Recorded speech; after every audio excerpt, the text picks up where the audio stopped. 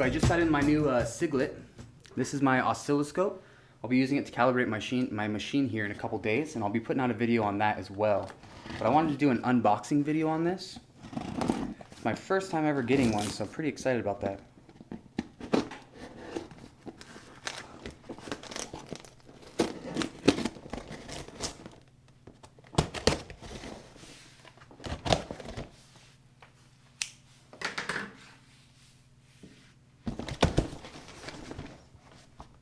Alright, so in the box itself, this is the direct manufacturer's box. I was wondering if there would actually be a second box in here, but there's not. So it comes with a cable, good length it looks like. And then I'll show you guys, it actually has some really nice padding in there, some foam on both sides.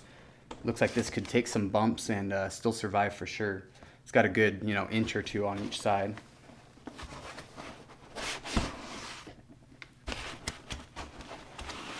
There it is, right out of the box here.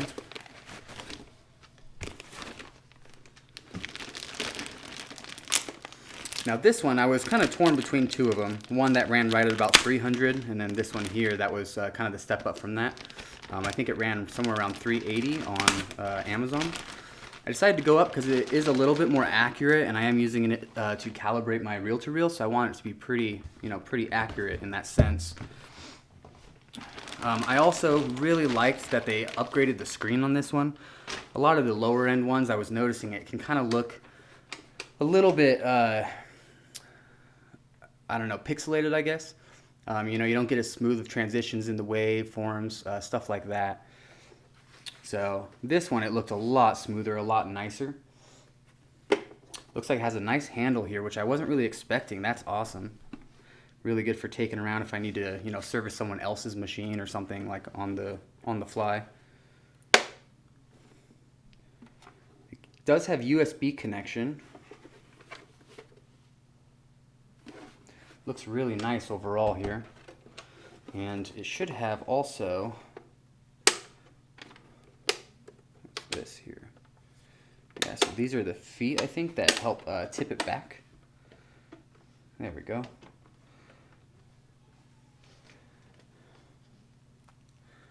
Let me check out how long this cable is. I'll need it to reach a pretty decent length, but can always get an extension cord, of course, but it's nice to have a long one. So it's about 6 feet. That's a pretty good length, actually. I was expecting maybe a 3 foot, but that'll be more than sufficient. Now the other items in the box here, looks like they do actually include a USB cable. So we've got that. We've got a nice quick start manual. Talks about, right off the bat here, I see how to compensate. So when you're using an oscilloscope, you can see here, you kind of want it to be, when you're testing it out and calibrating, a straight square wave is what you'll calibrate to. It's telling you how you can tell if it's over or under compensated and how to correct that. Being new to oscilloscopes, that stuff will really help.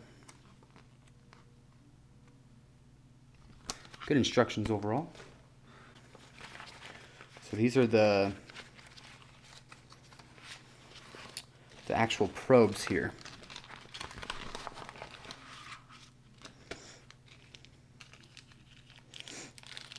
Looks like we have a little packet. It's got a bunch of extra parts, and then looks like an extra tip for it too.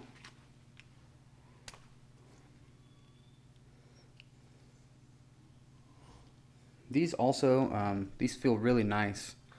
The rubber is a high quality, I can tell already. It's not kind of that plasticky feel where I can tell it's going to get, maybe more fragile or easy to wear out over time. Really nice and malleable. Solid connectors. That looks like it locks on really good. It looks like it's probably even a twist lock. And then you've got the 1X and the 10X switch on there, which is important for certain times. This is a little clip, so if you need it to actually lock onto something rather than just kind of a little point where you stick it on there, that's really, really helpful. It's nice that it's got those. And this other one here is exactly the same. It's just for the second channel. It is a 2-channel oscilloscope. I'm going to try snapping this puppy on.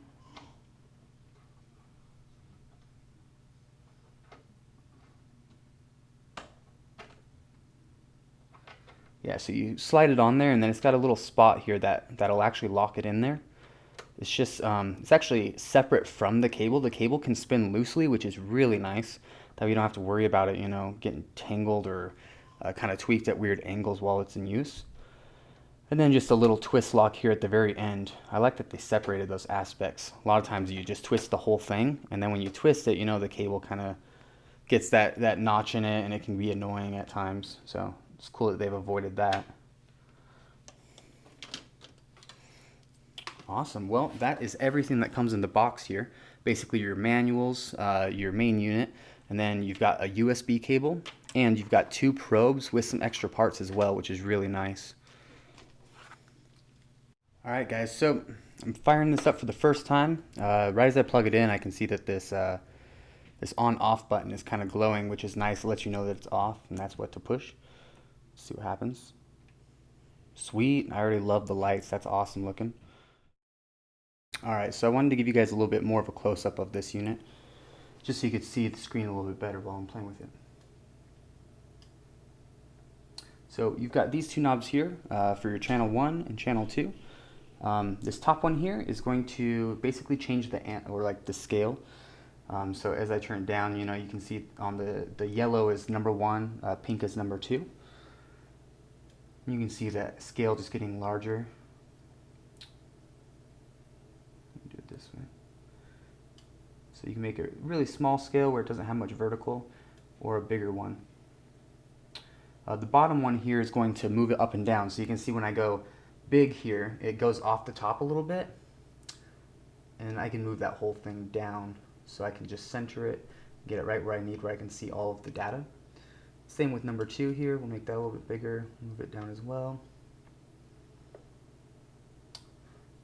Let's take them down just a hair.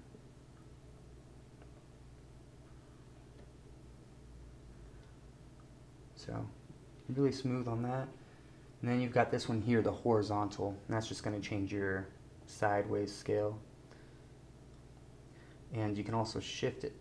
So you can shift the waveforms along that scale. So if I wanted to, I could like line them up with one of those guidelines, and then kind of mess with it from there, just to kind of like dial it in, be able to compare where those are meeting. You can get it really, really, you know, large scale. But you can see as we zoom in, you still get really nice clarity. I mean, we start seeing you know, way too fine of detail than what we need, but at the same time, even when you get into that, it looks crystal clear.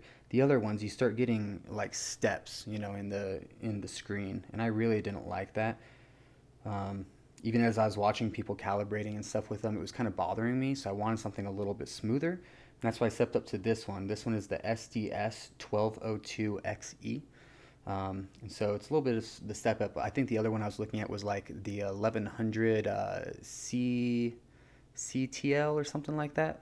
And it was a nice one as well, very accurate, but this one's actually a little overkill for what I needed as far as accuracy. But I just really like the screen, and I figured it's always good to be more accurate. So I did want to mention one thing here that I've noticed, and that's just on the feet. So the back of it here has a really nice rubber padding that keeps it from slipping and stuff.